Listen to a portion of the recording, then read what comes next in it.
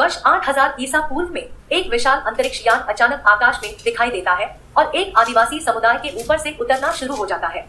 सभी ग्रामीण तुरंत डर से भाग जाते हैं, सिवाय एक व्यक्ति के जो जहाज से निकलने वाली रोशनी को देखते हुए रुक नहीं सकता। बाद में 1920 के दशक में मिस्र में पिरामिड के तल पर एक खुदाई हो रही है। जब एक महत्वपूर्ण विदेशी प्रोफेसर अपनी बेटी कैथरीन के साथ आता है, तो खुदाई करने वालों में से एक तुरंत उसे यह देखने के लिए ले जाता है कि उन्हें क्या मिला, रहस्यमय कवरस्टोन की एक श्रृंखला। इस बीच कैथरीन कुछ छोटी कलाकृतियों को देख रही है और राखी आंख से सोने के हार से मोहित हो जाती है। उस समय भीड़ चिल्लाने लगती है जब उत्खनन करता एक और भी बड़ी वस्तु, एक विशाल गोलाकार धातु की अंगूठी जिसके नीचे एक सियार के सिर वाली आकृति दबी हुई है, को फहराते हैं। वर्षों बाद 1994 में एक वृद्ध कैथरीन प्राचीन मिस्र और उसकी भाषाओं के विशेषज्ञ डैनियल के एक व्याख्यान में भाग लेने के लिए संयुक्त राज्य अमेरिका में है। वह शिक्षाविदों के एक समूह को अपने सिद्धांतों पर विचार करने के लिए कह रहा है कि पिरामिडों का निर्माण पहली बार कैसे किया गया था, लेकिन उसका केवल मजाक उड़ाया जाता है और हर कोई उसे खत्म करने से पहले चला जाता है। इसके बाद जब डैनियल होटल छोड़ने की कोशिश कर रहा होता है, तो लेफ्टिनेंट कोवल्स्की उसके पास आता है और उसे एक कार में बैठाता है जहां कैथरीन इंतजार कर रही होती है। वह डॉन याला को बिना कोई विवरण दिए नौकरी की पेशकश करती है और जब डैनियल हिचकिचाता है तो वह बताती है कि उसे उसके अपार्टमेंट से बेदखल कर दिया गया है, उसका अनुदान समाप्त हो गया है और यह उसके सिद्धांतों को साबित करने का मौका है, इसलिए डैनियल स्वीकार करता है। इस बीच एक शांतिपूर्ण उपनगर में दो अधिकारी कर्नल ओनील की तलाश में जाते हैं, जो वर्तमान में अपने मृत बच्चे के शयन कक्ष में है। यह पता चला है कि अपने पिता की बंदूक से खेलते हुए उनके बच्चे की मृत्यु हो गई और ओनील कभी आगे नहीं बढ़े। अधिकारी ओनील के अवसाद को यह बताने के लिए रोकते हैं कि वह फिर से सक्रिय हो गया है। कुछ समय बाद कोलोराडो में डैनियल और कैथरीन एक पहाड़ के नीचे एक वायुसेना अड्डे में प्रवेश करते हैं। डैनियल को एक प्रयोगशाला में ले जाया जाता है, जहां उनके पास 1928 में पाए गए आवरण पत्थर हैं, जो डैनियल को बहुत प्रभावशाली लगते हैं। लेकिन जब वह बोर्ड पर अनुवाद देखता है, तो वह तुरंत सभी गलतियों को ठीक करना शुरू कर देता है। परिणामी वाक्य में कहा गया है कि आकाश में 10 लाख वर्ष कच्चे सूर्य देवता है, जिन्हें सील कर दिया गया है और एक स्टारगेट में सभी समय के लिए दफनाया गया है। 2 हफ्ते बाद डैनियल अभी भी बाकी गोलियों का अनुवाद करने पर कड़ी मेहनत कर रहा है, फिर भी उसे अभी भी ऐसी भाषा नहीं मिल रही है जो उन पर प्रतीकों से मेल खाती हो। एक ब्रेक की आवश्यकता होने पर वह एक ड्रिंक लेने के लिए बाहर जाता है और एक गार्ड को ओरियन नक्षत्र के बारे में एक लेख के साथ एक समाचार पत्र पढ़ते हुए पाता है।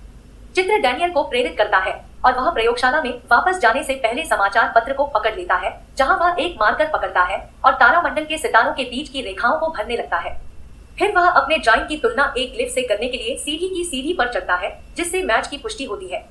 कुछ ही क्षणों बाद डैनियल सभी वैज्ञानिकों और अधिकारियों के साथ एक बैठक में भाग लेता है और मेज पर एक तारा चार्ट फैलाता है, जिसमें गोलियों पर सभी प्रतीकों की व्याख्या की जाती है, जहां नक्षत्रों को 7 बिंदुओं के साथ एक मानचित्र बनाने के लिए एक अद्वितीय क्रम में रखा जाता है, ताकि एक स्थिति के लिए एक पाठ्यक्रम की रूपरेखा तैयार की जा सके।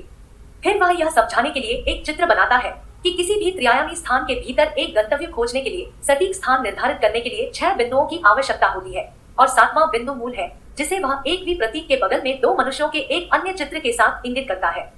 अन्य लोग बताते हैं कि प्रतीक डिवाइस पर नहीं है और जब डैनियल को आश्चर्य होता है कि उनका क्या मतलब है, तो दीवार ऊपर जाती है, जिससे पता चलता है कि उनके पास टेबल पर स्टार चार्ट है। दूसरा टेबल पर स्टार चार्ट है, जो पृथ्वी पर नहीं पाए जाने वाले खनिज से बना है। नियंत्रण कक्ष में वे स्टार गेट को सक्रिय करते हैं, जो चारों ओर घूमना शुरू कर देता है।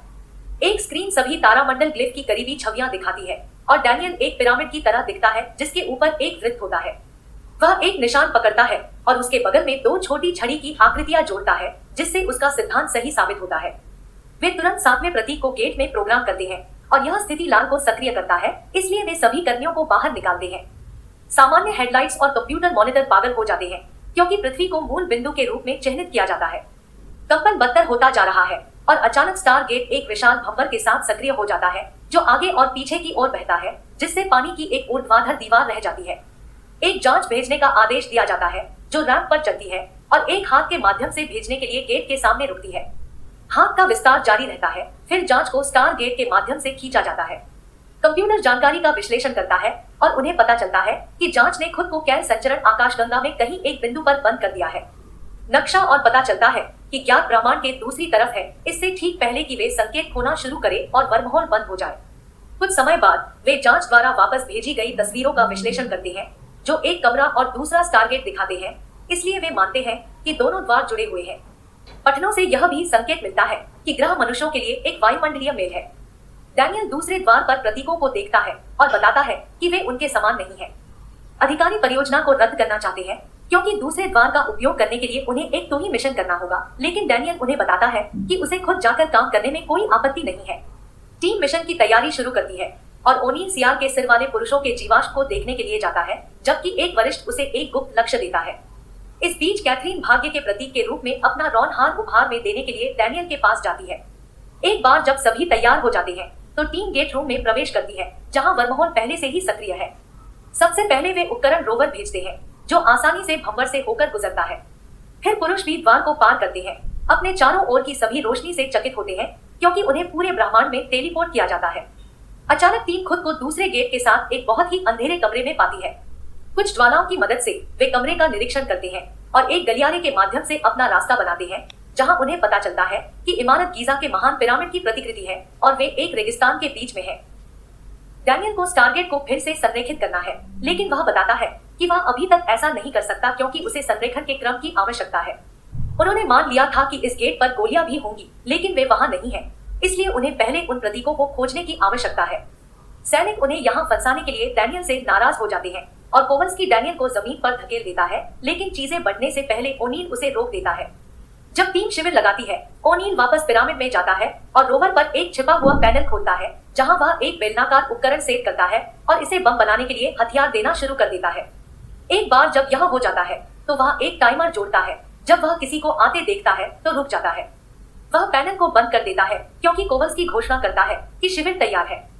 वापस शिविर में अन्य सैनिक डैनियल को परेशान करते हैं और उन्हें यहाँ फंसाने के लिए उसके सूटकेस को टीलों पर फेंक देते हैं। डैनियल अपना सामान उठाने का थकाऊ काम शुरू करता है, केवल नाश्ता लेने के लिए रुकता है। जब वह चारों ओर देखता है तो वह रेत में कुछ बड़े जानवरों के पंजे के निशान देखता है और उनका पीछा करना शुरू कर देता है, जो उसे रेगिस्तानी वनस्पति पर कुतरने वाले एक बड़े प्राणी के पास ले जाता है। जानवर के पास एक हार्नेस है, लेकिन आसपास कोई लोग नहीं है। डैनियल जानवर के पास जाता है और धीरे से उसे पालता है, अपनी कैंडी देता है। उस समय ओनील और अन्य लोग आते हैं और उसे संभावित खतरे से दूर रहने के लिए कहते हैं, लेकिन डैनियल उन्हें बताता है कि हार्नेस इंगित करता है कि यह पालतू है। हालांकि सैनिकों के आने से जीव डर जाता है और वह भागने लगता है, जिससे उसका हार्नेस डैनियल के पैरों में उलझ जाता है। जैसे ही जानवर भागता है, एक चिल्लाते हुए डैनियल को गर्म रेत के माध्यम से कई मील तक घसीटा जाता है, जब तक कि वह अंततः बाहर नहीं निकल जाता।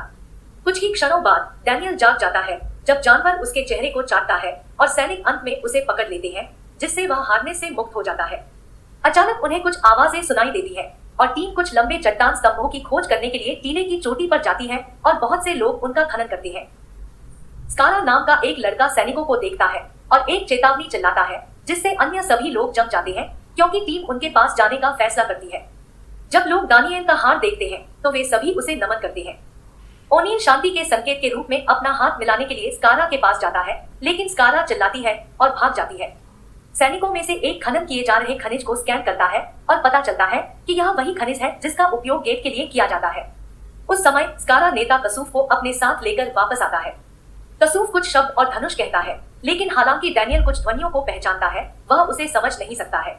फिर कसूफ की बेटी शोर आए और अन्य महिलाएं टीम को पेय के साथ कुछ कटोरे पेश करती है। बदले में डैनियल कसूफ को कुछ कैंडी देता है, जिसे वह हिचकिचाता है और उसे स्वादिष्ट लगता है। इस आदान प्रदान के लिए धन्यवाद। टीम को उनके साथ रहने के लिए आमंत्रित किया जाता है। ओनील स्वीकार करता है, लेकिन शिविर में रहने वाले सैनिकों को क्षेत्र को सुरक्षित करने के लिए कहना भी सुनिश्चित करता है। कुछ ही क्षणों बाद दल कारवा के साथ रेगिस्तान से गुजर रहा है, जब तक कि वे एक विशाल पत्थर के शहर में नहीं पहुंच जाते। जब डैनियल अपनी एलर्जी के कारण छींकता है और अपनी नाक उड़ाता है, तो दूसरों को यह मजेदार लगता है और स्कारा मजाक के रूप में उसका रुमाल भी लेता है। एक बार जब वे शहर के अंदर आते हैं, तो सभी लोग फिर से झुकते हैं क्योंकि वे रात की आंख की एक बड़ी डिस्क प्रकट करते हैं। डैनियल बताते हैं कि लोग सोचते हैं कि मिस्र के सूर्य देवता रा ने दल को यहाँ भेजा था। अचानक सभी लोग इधर उधर भागने लगते हैं और ओनील को शिविर से फोन आता है, लेकिन सभी स्थिर होने के कारण यह नहीं सुना जा सकता है।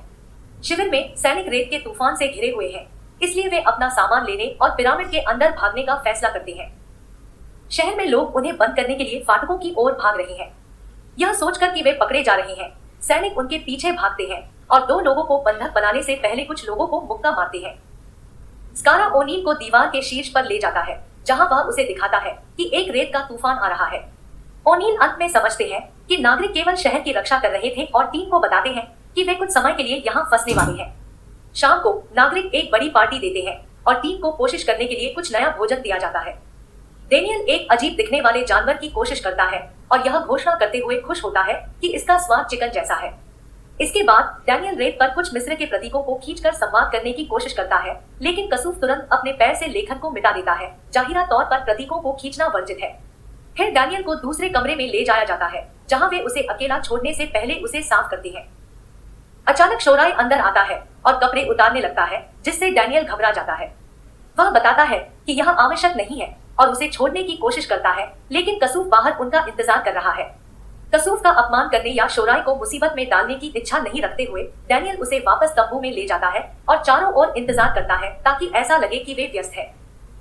डैनियल रेत पर पिरामिड खींचता है और शोराई इसमें एक वृत्त जोड़ती है, जिससे पता चलता है कि उसने वृत्त को पहले देखा है। डैनियल उसे वहां ले जाने के लिए मना लेता है। इस बीच सैनिक और पिरामिड अभी भी रेडियो कार्य नहीं कर सकते हैं। अचानक पिरामिड पर एक तेज रोशनी चमकती है और सब कुछ हिलने लगता है। एक विशाल अंतरिक्ष यान ऊपर दिखाई देता है, जो धीरे धीरे पिरामिड को पूरी तरह से ढकने तक घेर लेता है।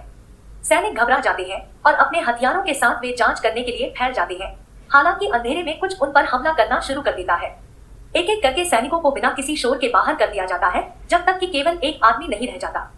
वह जमीन पर गिर जाता है और जब वह मुड़ता है तो वह एक नए बस चेहरे के साथ एक गार्ड को देखता है। यह रहस्यमय व्यक्ति और एक अन्य गार्ड सैनिकों को दूसरे कमरे में घसीटते हैं, जहां एक चमकता हुआ शवपेटिका है जहां से एक हाथ निकलता है। शहर में वापस स्कारा ओनील को धूम्रपान करते हुए देखता है और आग से प्रभावित होता है। ओनील उसे लाइटर और कुछ सिगरेट उपहार में देता है और स्कारा केवल खांसने के लिए ओनील की नकल करके धूम्रपान करने की कोशिश करती है। फिर स्कारा एक बंदूक पकड़ने की कोशिश करता है, लेकिन ओनील उसे थप्पड़ मार देता है और स्कारा डर से भाग जाता है। इस बीच शोराई डैनियल को एक गुफा में ले जाता है, जहां उन्हें दीवार पर लिखे मिट्टी के ग्लिफ का एक गुच्छा मिलता है। ओनील उन्हें मिस्र में पढ़ना शुरू कर देता है, जिसे वह जानता है, और शोराई अपने उच्चारण को सही करता है, जो अंत में उसे स्थानीय भाषा सीखने की अनुमति देता है। ओनील के पास वापस जाते हुए वह स्कारा और अन्य लड़कों से उसका वर्णन करने के लिए हाथ के इशारे करके डैनियल के बारे में पूछता है। लड़के बिना समझे इशारे की नकल करते रहते हैं, लेकिन जब ओनील चिकन का उल्लेख करता है और छींकने का नाटक करता है, तो स्कारा अंत में समझ जाता है और डैनियल की जैकेट को उसके प्राणी को प्रदान करता है, जो सुगंध को ट्रैक करना शुरू कर देता है और हर कोई उसका अनुसरण करता है। कुछ ही मिनटों बाद ओनील डैनियल को गुफा में पाता है और डैनियल लेखन से सीखी गई हर चीज को समझाना शुरू कर देता है। एक अंतरिक्ष यात्री अपने जीवन का विस्तार करने का तरीका ढूंढते हुए एक मरती हुई दुनिया से भाग गया। वह पृथ्वी पर आया और बहुत ही आदिम मनुष्यों को पाया, जो शुरू से ही दृश्य है। यह यात्री रा था, जिसने एक मानव शरीर को संभाला और खुद को शासक नियुक्त किया। उन्होंने खानों के लिए श्रमिकों के रूप में हजारों लोगों को इस ग्रह पर लाने के लिए स्टारगेट का उपयोग किया, और उस अयस के साथ वह शाश्वत जीवन को बनाए रखने के लिए सभी तकनीकों का निर्माण कर सकते थे। फिर पृथ्वी पर एक विद्रोह हुआ और स्टारगेट को वहीं दफनाया गया। यहाँ एक और विद्रोह से बचने के लिए रा ने पढ़ने और लिखने पर प्रतिबंध लगा दिया, ताकि लोगों को सच्चाई याद न रहे। जब डैनियल बात कर रहा होता है, कोवल्स की गुफा के चारों ओर देख रहा होता है और उसे पृथ्वी स्टारगेट के केंद्र में एक गोल पत्थर मिलता है। डैनियल उत्साहित है क्योंकि वह यही याद कर रहा है, और वह सोचता है कि नागरिकों ने इसे यहाँ छिपा दिया होगा और उम्मीद करता है कि किसी दिन अर्थ स्टारगेट फिर से सक्रिय हो जाएगा। दुर्भाग्य से पत्थर टूट गया है और खराब हो गया है, इसलिए डैनियल 7वें प्रतीक को नहीं देख सकता है। इन सब से थककर ओनील घोषणा करता है कि वे पिरामिड में लौट रहे हैं, और टीम रवाना हो जाती है, जबकि स्कारा और उसके दोस्त उनका पीछा करते हैं। जब उन्हें अंतरिक्ष यान मिलता है तो वे तुरंत चिंतित हो जाते हैं, इसलिए वे अपने हथियारों के साथ क्षेत्र में प्रवेश करते हैं, जबकि स्कारा का समूह खिड़कियों से देखने के लिए चारों ओर छिप जाता है। अंदर उन्हें टीम की शिविर की चीजें मिलती हैं, लेकिन एक भी शरीर नहीं। अचानक रहस्यमय गार्ड प्रकट होता है और इससे पहले कि सैनिक प्रतिक्रिया करता है, वह गार्ड के कर्मचारियों द्वारा खटखटाया जाता है। यह कर्मचारी बंदूक की तरह गोली चलाने में सक्षम है, इसलिए गार्ड पूरे कमरे में गोली चलाना शुरू कर देता है, जबकि बाकी टीम भाग जाती है। डैनियल और ओनील बम के साथ कमरे में पहुंचते हैं, केवल एक बंदूक खोजने के लिए। अचानक छत का गोलाकार भाग खुलता है और एक प्रकाश किरण के चमकने पर नीचे की ओर मुड़ता है। 3 गार्ड दिखाई देते हैं और अपने कर्मचारियों के हथियारों को निशाना बनाते हैं। डैनियल और ओनील ने अपनी बंदूकें नीचे रख दी और प्रकाश की किरण के माध्यम से तब तक ले जाया जाता है जब तक कि वे दीवारों के साथ एक सिंहासन कक्ष तक नहीं पहुंच जाते, जो अब सूरज की रोशनी में जाने के लिए खुल रही है। उस समय नेता अपने साथ बम लाते हुए दिखाई देता है। फिर हर कोई अपना मुखौटा उतारता है, यह खुलासा करते हुए कि वे सिर्फ इंसान हैं और अलौकिक प्राणी नहीं है। नेता कच्चा निकला, और जब गार्ड उसकी ओर घुटने टेकते हैं तो ओनील जल्दी से गार्ड को वापस खटखटाने और उसके कर्मचारी को लेने के लिए आगे बढ़ता है। फिर वह गोली चलाता है और एक गार्ड को मार देता है, लेकिन इससे पहले कि वह मुड़ता है, दूसरे गार्ड ने अपने हथियार को निशाना बनाया है। डैनियल उनके बीच कूद जाता है और उसके बजाय गोली मार दी जाती है, जबकि बच्चों का एक झुंड उसे बचाने के लिए कच्चे को घेर लेता है।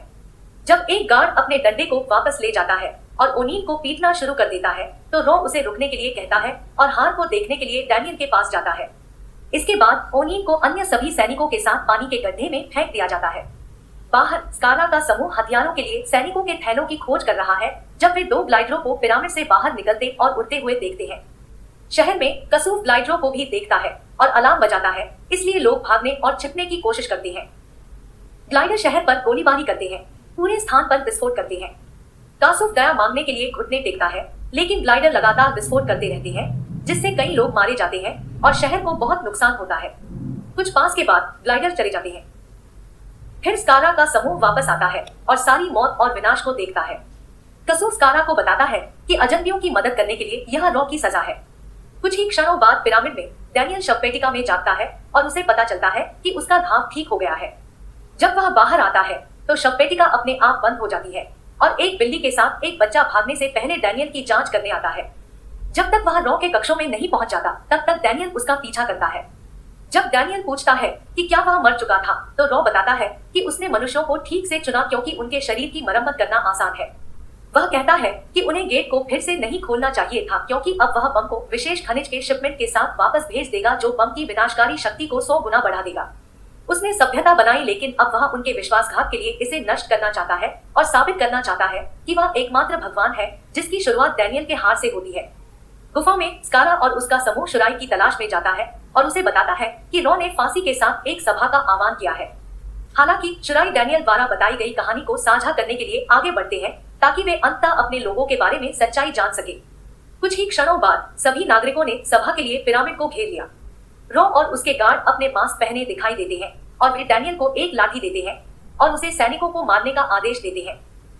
उस समय शुराई, स्कारा और लड़का भीड़ में घुल मिल जाते हैं। स्कारा सूरज की रोशनी को प्रतिबिंबित करने और डैनियल का ध्यान आकर्षित करने के लिए लाइटर का उपयोग करता है, जिससे उसे पता चलता है कि उनके पास सैनिकों के हथियार हैं। योजना को पकड़ते हुए डैनियल नाटक करता है कि वह अपने दोस्तों को केवल मोड़ने और सिंहासन को गोली मारने के लिए मार देगा। लड़का अपने हथियारों को भी गोली मारता है और हर कोई घबराहट में इधर उधर भागने लगता है, क्योंकि गार्ड उनके डंडों को उन पर गोली मार देता है। इस प्रक्रिया में कुछ लोग मर जाते हैं, जिनमें एक सैनिक भी शामिल है, लेकिन बाकी सभी भाग जाते हैं। हालांकि कुछ ही क्षणों बाद टीम एक रेत के तूफान में फंस जाती है और डैनियल गिर जाता है। सौभाग्य से स्कारा और उसके दोस्त आते हैं, टीम को तूफान से बाहर निकालने से पहले डैनियल की मदद करते हैं। आखिरकार वे एक गुफा में पहुंच जाते हैं, जहां हर कोई छिपा हुआ है। स्कारा सैनिकों को बरामद किए गए हथियार दिखाता है और ओनील उन सभी को वापस लेना चाहता है। कोवल्स्की का कहना है कि लड़के उन्हें लड़ने में मदद कर सकते थे और इससे ओनील बिना किसी कारण के क्रोधित हो जाता है, इसलिए डैनियल उसे बम के बारे में बात करने के लिए कहता है। ओनील बताते हैं कि उनके पास किसी भी संभावित खतरे के संकेतों का पता लगाने के लिए गुप्त आदेश थे और अगर उन्हें कोई मिला तो उन्हें टारगेट को उड़ाना पड़ा। डैनियल उन्हें रा की योजना के बारे में बताता है और इसके अर्थस्केट को इंगित करता है, जो खतरा पैदा करता है और इसे बंद कर दिया जाना चाहिए, लेकिन डैनियल को अभी भी 7वां प्रतीक नहीं मिला है, इसलिए वे ऐसा नहीं कर सकते। ओनील वादा करता है कि बम को भेजने से पहले वह उसे रोक लेगा। इस बीच रा क्रोधित हो जाता है क्योंकि उसके गार्ड टीम को पकड़ने में विफल रहे, इसलिए वह अपने हाथ में एक विशेष उपकरण रखता है और धीरे धीरे और दर्दनाक तरीके से एक गार्ड को मारने के लिए इसका उपयोग करने के लिए आगे बढ़ता है। वापस गुफा में डैनियल को पता चलता है कि हर कोई सोचता है कि शोराई उसकी पत्नी है। जब वह उससे इसके बारे में पूछता है तो शोराई बताता है कि उसने किसी को नहीं बताया कि डैनियल उसे नहीं चाहता था और उसे गलत साबित करने के लिए डैनियल उसे चुनता है। अगली सुबह डैनियल ने स्कारा को अपनी जीत का चित्र बनाते हुए पाया। 3 चंद्रमाओं को देखकर डैनियल उन्हें जोड़ने की कोशिश करता है और महसूस करता है कि यह इस ग्रह का प्रतीक है और इसलिए उत्पत्ति का बिंदु है। अब वे घर जा सकते हैं। इसके बाद समूह उन खदानों में जाता है जहां नागरिकों को फिर से गुलाम के रूप में इस्तेमाल किया जा रहा है और एक गार्ड को गोली मार देता है, जिससे कसूफ और उसके लोग घबरा जाते हैं। डैनियल गार्ड का नकाब उतारने के लिए दौड़ता है, यह खुलासा करते हुए कि यह सिर्फ एक अत्याचारी मानव है जो उन्हें गुलाम बना रहा है, न कि भगवान सभी को चौंका रहा है। पिरामिड में गार्ड बम तैयार करा रहे हैं। दल युद्ध करने वाले गुलाम होने का नाटक करते हुए आता है और एक बार जब वे अंदर आते हैं तो वे अपने हथियारों को प्रकट करते हैं और गोलियां चलाते हैं। आगजनी शुरू हो जाती है क्योंकि अधिक लोग मदद करने के लिए पिरामिड में प्रवेश करते हैं। लड़ाई के दौरान कुछ लोग गिर जाते हैं और एक गार्ड प्रवेश द्वार को सील करने के लिए दरवाजे पर गोली मारता है, लेकिन ओनील उसे मारने के लिए वापस गोली मारता है। अचानक ग्लाइडर फिर से पिरामिड छोड़ देते हैं और बाहर के लोगों पर हमला करते हैं। इसलिए कोवल्स्की उन्हें मार्गदर्शन करता है कि कैसे छिपना है और जवाबी कार्रवाई करनी है। वे इस प्रक्रिया में कुछ लोगों को खो देते हैं, इसलिए कोवल्स्की कुछ गार्डों के आने पर हार मानने का फैसला करता है। अपने कक्ष में राइस गुस्से में है कि वह लड़ाई हार रहा है और अपने आदमियों को बम को अब पृथ्वी पर भेजने का आदेश देता है। उस समय टीम बम तक पहुंचती है और ओनील इसे सक्रिय करता है, यह समझाते हुए कि हर किसी के पृथ्वी पर लौटने के बाद वह इसे उड़ाने के लिए इस तरफ रहेगा।